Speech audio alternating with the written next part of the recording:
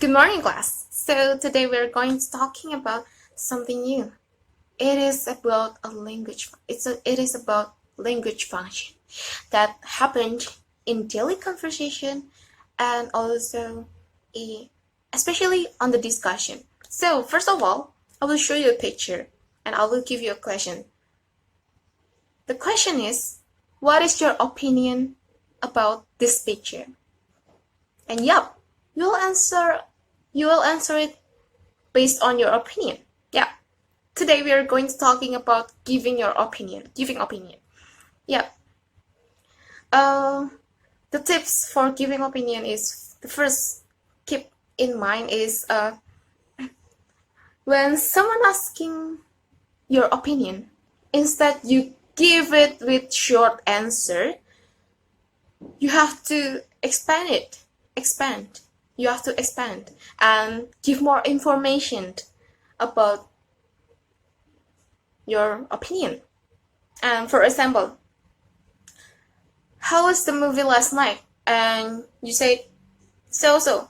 It is a bad answer. Why? Because it can be yes and no at the same time. So you have to give more information on it. For example, instead you say so, you can use like, yeah, it was boring. There wasn't a lot of action on it, or maybe a romantic scene, and I didn't really like it that much. And yeah, it is a good answer, and it is a good answer for giving your opinion, giving a more information on it. And okay, today I want you to make a 10 list of a 10 list of phrases giving opinion. So yeah, thank you for today and have a nice day. Okay, I will become the second teacher who is from Java and speaks English in a strong Javanese accent with little bit Indonesian translation. Okay, so good morning everyone. How are you? So kemarin kita sudah belajar mengenai beberapa hal. Adakah yang masih ingat? Jika kalian membaca buku pasti masih ingat kan? Okay, so today we are going to learn about opinion. So ada yang tahu apa itu opinion? Yeah, so opinion is about our view or judgment about something object. And so when we look to an object, jika kita melihat sebuah objek, maka kita akan terpikirkan sesuatu akan objek tersebut. Itulah opini. So as the example is in this picture, what do you think? What do you think about the picture?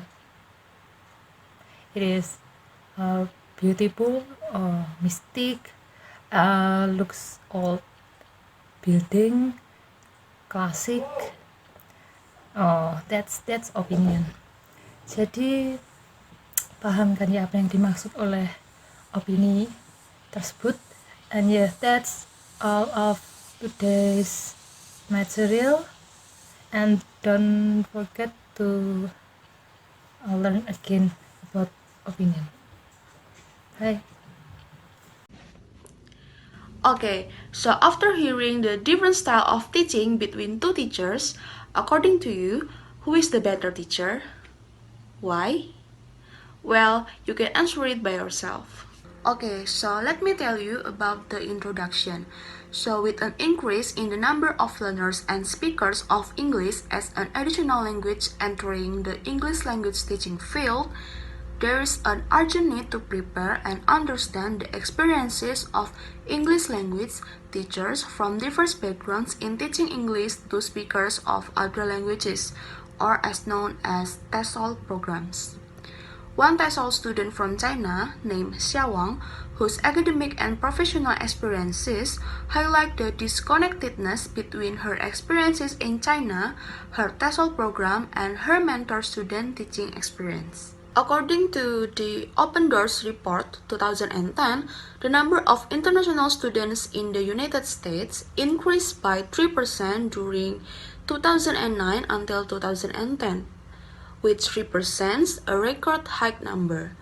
The report indicates the number of international students in the United States that matriculated in intensive English programs and in the fields of education foreign language, and also social sciences in which many United States TESOL programs are housed. Securing a high level of English language proficiency has come to be one of the goals for non-native English speaker teachers as they continue to envision English as a form of social, academic, and symbolic capital.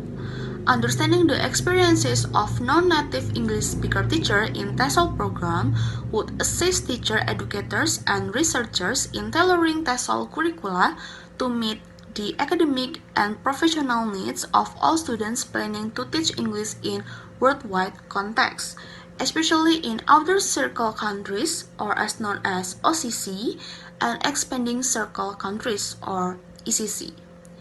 Xia's story is remarkable because of the striking transformation she underwent from the self-perceived marginalization of her identity as a non-native English speaker to the celebration and acceptance of her non-native English speaker teacher's identity. Next, let's talk about review of the literature. Okay, much has already been written on the issues pertaining to non-native English speaker teachers working in various contexts, and the research so far has considered the reward and challenge experienced by native English speaker teachers. Earlier studies positioned this teacher with highlighting the diversity among them. The strength is their ability to teach English due to their lived experiences as English language learners. Although the non-native English speaker teacher have more metalinguistic awareness, they still lack confidence to show their teaching and also lack information on navigating the socio-cultural and socio-political context embedded in teaching English. And then the next is method of inquiry. The focus is on one part of a larger qualitative study examining the experiences of 5 East Asian women and NESTs before and during their TESOL programs. And then based on the researcher's positionality, the researcher experiences her bilingual experience as a Korean American woman in her TESOL program, which is these bilingual identities became an identity construction with similarities to what other women have come to experience in their TESOL programs, like Son Billings 2000 and Pennycock 2005. She was compelled to examine how the EL identity intersected with gender, class, and race in her own lived experiences, as well as the lived experience of the women via the stories they shared with her. Based on Hansen 2004, these experiences were the reason why I became a TESOL professional, and my self-identification as an NNES is the identity that drives my research and teaching. Okay, the next is the method of data collection. The first one is e-auto narrative. The women email her response to the question focused on their language learning and teaching experiences prior to gaining admission into the TESOL program. They responded to this e-auto question at their convenience in order to avoid any pressure they might have felt had there been face-to-face interviews. And then the second one is e-journal of educational incident.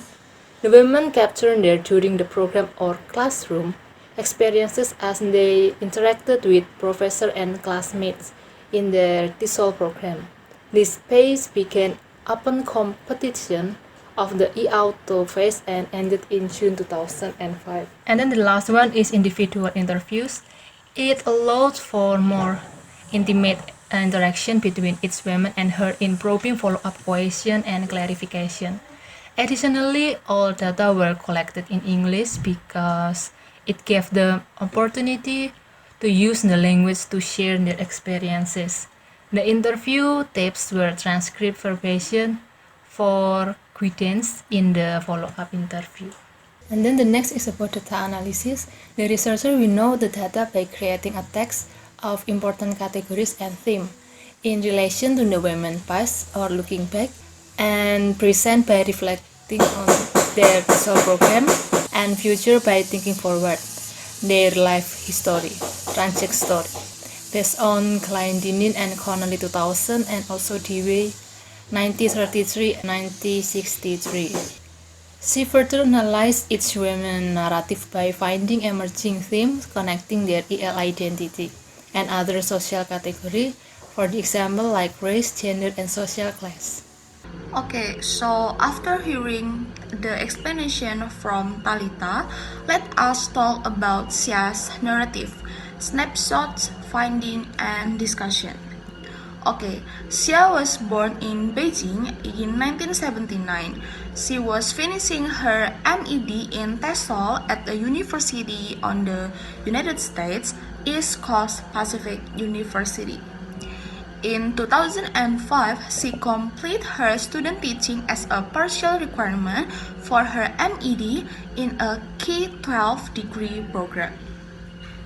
Xia made her feelings of linguistic powerlessness evident during one of Gloria's initial encounters in September 2003, which was set up through one of Gloria's mutual colleagues. Gloria became interested in Xia and wanted to know more about her views and what made her feel so powerless. Next, in December 2004, Xia reiterated those feelings and powerlessness which she attributed to her lack of English language proficiency. She linked her feelings to her status as a temporary resident in the United States, and Gloria with her interpretation of Xia's narrative snapshots, illustrating her life moments within the Chinese and US educational context and highlighting the emerging themes. This approach illustrates different events in Xia's life that have either enriched or disempowered her identity as an English language learner and teacher, enabling explication of the disconnectedness between her academic and professional experiences in China and in the United States. In a homogeneous context, empowerment or hegemony. Xia's identity as an English language learner was strong during her early educational experiences in China due to her stellar performance in class and on examinations of her English language abilities. The focus of the English classes was on practicing the listening test items and becoming familiar with test-taking strategies. In the interview, Xia said that the teachers didn't even speak a full sentence in English. They just focused on correct answers all the time, using Chinese language. Xia became very confident in her test-taking strategies ability to excel in every subject related to English because the goal was to do well on school and national exams. Although she excelled academically, Xia realized that using English in authentic communications was almost non-existent in the Chinese public educational system. Michael Laren states that hegemony is a maintenance of domination not by the sheer exercise of force but primarily through consensual social practice, social forms, and social structure produced in the specific sites such as the school. The struggle that became apparent in Xia's narrative was that even though she didn't agree with her teachers in teaching to the test, she both knowingly and unknowingly participated in this oppressive situation of taking and doing extremely well on the exams because it was a normative practice in her educational context. And also, Xia enjoyed her experience in WELEP, which was a part of her educational capital until she graduated from high school in 1997. She was able to interact with native English speakers, guest teachers occasionally, which introduced her to face-to-face communication with a native English speaker, and she also stated that she was able to participate in communicative activities with non-native English speaker teachers, focusing on the actual use of the language as opposed to the regurgitation of language that was memorized. Another unintended consequence of participating in programs like WELEP is that attending these special programs and taking classes in after-school language institutions could be seen as the norm. The existence of such programs represents structural oppressions for the have-nots. For families who may not be able to afford to send their children to after-school English language classes, the parents may be perceived as not caring about their children's education because going to language school is seen as the norm. So the next materials is questioning the legitimacy of EL identity in a heterogeneous context. Sia's linguistic identity was transformed when she came to the US due to a host of ideologies shaping who is seen legitimate owner and user of English, based on Kanadaraja 1999 and Widoso 1994. Sia began to compare herself to NESTs in her TESOL classes with respect to linguistic fluency, and she began to question all she had accomplished back in China in relation to EL acquisition. Sia's language identity encompassed how she positioned herself and how Western and Chinese societies position her in relation to English. People either repeated what she said or figured out what she said by emitting nonverbal cues was evidence that her spoken English was incomprehensible. Xia felt powerless and confusion about her identity when interacting with a person. She was able to gain knowledge needed to claim bilingual and ideal English speaker identities. This particular course she took in her graduate program was distinctive that the class focused on works by critical scholars who embraced the lived experience of NESTs as multi-competent WE speakers in interdisciplinary contexts. And when Sia applied a recruitment, the disagreement between Sia and the recruiter is a striking illustration of how identity construction and negotiation become dialectical of the contingent nature of positioning between self and other. Sia commented on the fact that it would be difficult to have her bilingual identity in various English-speaking communication. And before the first day of teaching elementary school, Sia was faced with discouraging comment from a Chinese non-TESOL friend, and the challenge encountered by contacts as they interact with their NES counterpart. The next materials is consciousness raising of an NES identity. Sia's construction of her EL identity blossomed with her students teaching practicum under the mentorship of Miss Tomiko.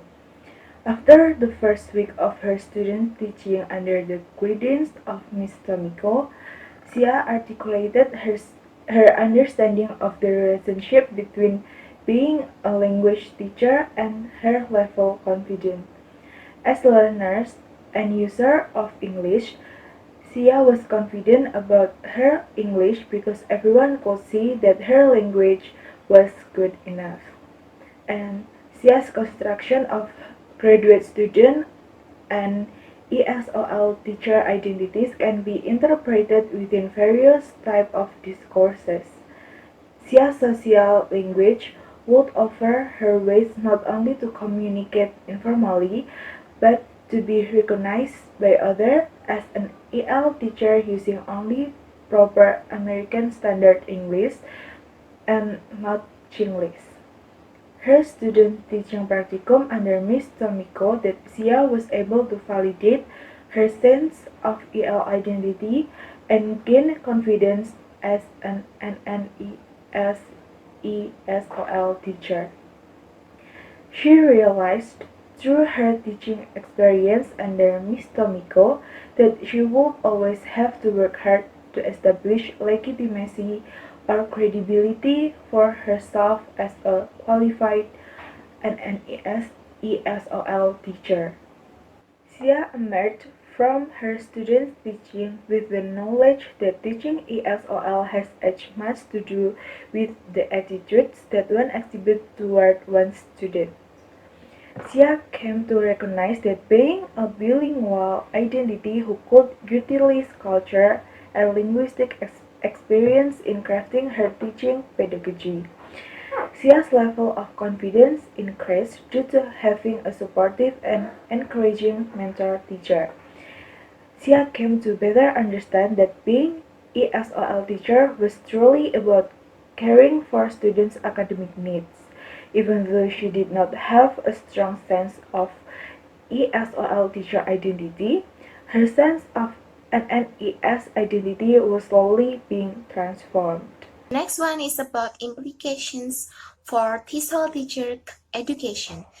At here, we're going to talk about the teacher life histories, illustrate a wealth of information about their personal, educational, and professional history, which can serve as a foundation which from the design curricula, provide professional development workshop or seminars, and search for future teaching opportunities for TESOL teacher candidates. There's 3 points at here. The first one is making TESOL programs more culturally responsive and relevant. There is a promoting particularity, practically, and possibility. And one way for TESOL programs to understand their teacher candidates' backgrounds is to have the teachers construct their life histories during the first semester of coursework as a way of understanding how their past experience can connect to present and future academic and professional goal. So the first point we're going to talk about particularity. So based on Kamurafadivelu 2001 notes that teacher candidates' life history might reveal the parameter of particularity that is crucial to being sensitive to a particular goal within a particular institutional context embedded in a particular social culture milieu. One is practically. At here, we're talking about TESOL program have to engage with the teacher candidates in understanding the relationship between theory and practice, and in integrating the local knowledge and teacher candidates practicing knowledgeable into the set of theories obtained from their TESOL curricula and move away from Western ideology-based approaches embedded in the ELT field. And the third point is possibility, providing opportunities for teachers candidates to gather their local knowledge of their future teaching context can lead the possibilities for empowering learners and teachers to take ownership of and appropriate English for their own purpose and vision. And the second part is becoming critically consciousness of multiple identity options. At here, providing a wide range or critical perspective within TESOL curricula for teacher candidates to be knowledgeable about claim their multiple identity option. For example, in case of NES teachers with the same backgrounds as Sia's stories, have the option to identify themselves as NNES teachers, bilingual, multilingual, and or VE speakers. and providing teacher candidates with academic opportunities to analyze the dominant ideologies and discourse deployed during class sessions in order to explore their linguistic identity options. More often than not, politics, for example, privileging certain university programs in terms of adding faculty lines and providing funding to conduct cutting-edge research far outweighs the academic and professional needs of teacher candidates and their future students in determining curricula. Integrating field experience throughout TESOL programs. Teaching needs to be situated beyond the coursework as a way for students to bridge theory and practice. For example, in Sia's narrative, illustrates her transformation from an NNES to an NES ESOL teacher as a result of her student teaching experience. She was able to connect TESOL theories learned in her coursework to her authentic teaching experience, which give her opportunities to teach a desk group of TESOL students. More important, Sia witnessed the implementation of an ethic of care by Miss Tomiko toward her student.